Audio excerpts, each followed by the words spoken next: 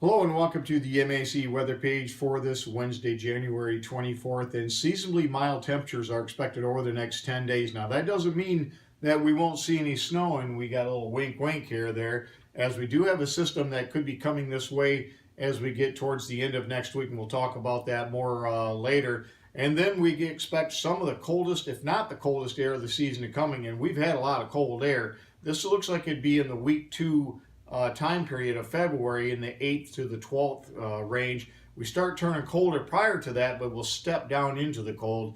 But a mighty cold air mass looks like it's coming for much of the month of February. And again, we'll be watching that system for later next week. That could be quite interesting. As far as yesterday, we had a high of 43, a low of 27. About a quarter of an inch of precipitation. That gave us a storm total of 1.2 inches of rainfall. And again, we had a trace of snow yesterday as the colder temperatures filtered in. No snow on the ground this morning, and we're at 20.8 inches so far for the season. And Sunday night, if you worked over here at Miami Valley feeding grain, coming in Monday morning must have been quite a eye-opener as they had a tank collapse. This is the tank on Google prior to that happening, and you see it shut down Highway Ohio 571 for several days as they clean up this mess. So pretty unbelievable scene from that area here over the weekend into early this week. And temperatures out there this morning are pretty persistent in the low to mid 20s, some upper 20s in southeast lower Michigan, indicating we got plenty of cloud cover out there, and we do expect that. Our normal high is 30, the normal low is 15. And if we look at the next slide, you can see this is the Southern Oscillation Index.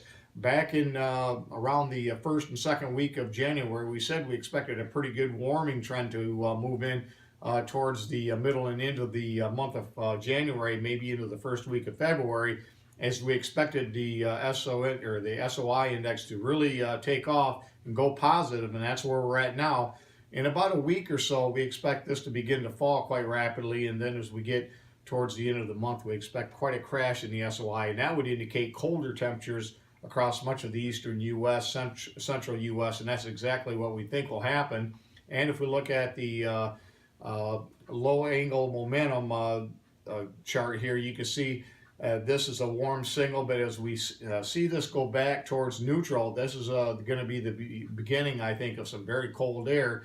And if we look at the Madden-Julian oscillation, the MJO, you can see this is where we're currently at. We're in the warm phases of 4 going into 5 and 6 over the next 10 days. So again, we may cool off behind these systems, especially for that one later next week, but it wouldn't last very long. We'd warm up again. But then as we go into phase 8 and 9, as we get into about the second week of February, it's going to get mighty cold, and we're going to be in that phase for a good 3 weeks. So once we get past the first few days or first week of February, looks like the rest of the month could be overall very cold. So we expect, while we may end up January with a little bit above normal temperatures, we're going to end up, I think, February. It looks like it's going to be a rather cold and potentially stormy month. And if we look at the next slide, you can see what the upper air charts look like over the next 360 hours. You can see the horseshoe of ridging is going to set up across the north of us, all the way around us, and that usually means we're going to have a deep trough. And again, that's located right across much of the Midwest and Great Lakes. And again, that horseshoe ridging is a pattern we look for if we want to see mighty cold air. And we'll be hearing that talk of the vortex coming up in a couple of weeks. And you can see on the satellite view this morning, again, a weak upper disturbance is going to be moving into the Great Lakes. This will have mainly clouds. Late this afternoon and this evening, we could see a couple of snow showers, but again, this will not be a big deal at all. Again, we're going to be high and dry for the most part here over the next several days. The storm that looks like it's going to develop across the Rockies, drop into the southern plains, and then move off to the east, looks like it's going to be far enough south. What looked like it could be a pretty rainy system about 3 or 4 days ago now looks like it'll keep most of the rainfall across the Ohio Valley. As far as radar out there, not a whole lot.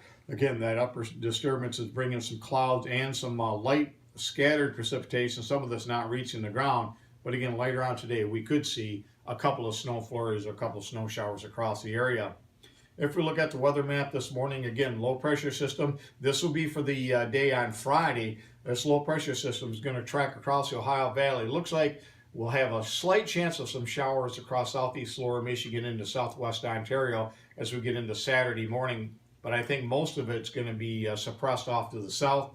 And again, we'll see temperatures probably not getting to 50 like it looked like because we expect that system to stay south.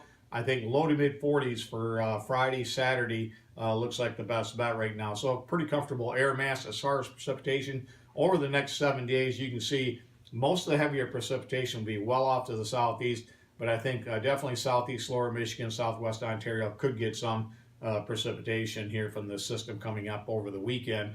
As far as snowfall, over the next 72 hours, no big deal. But if you want snow, both the US model, the GFS, and the European model, the ECMWF, is really right on the same thinking as far as the storm coming out of the southwest, tracking up into Ohio and bringing quite a bit of snowfall to much of the MAC and LAC areas. Again, this is a wish cast.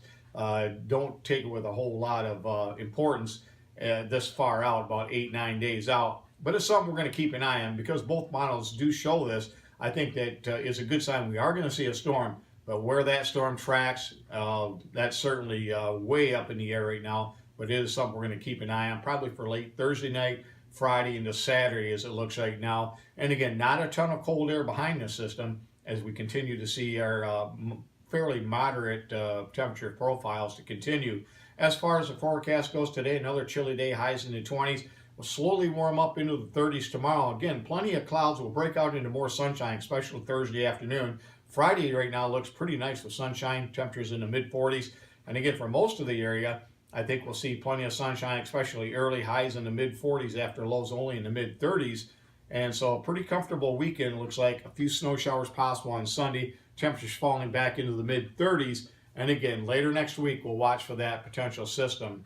As far as weather watch this morning, you can see winter weather advisories across the southern Wisconsin, northern Illinois area. And this is mainly for some freezing drizzle. So this should expire, I think, by the time we get to mid-morning or maybe noon or so. This should not be a big deal, but for this morning, it could be some pretty slippery travel across that area and some dense fog off to our west.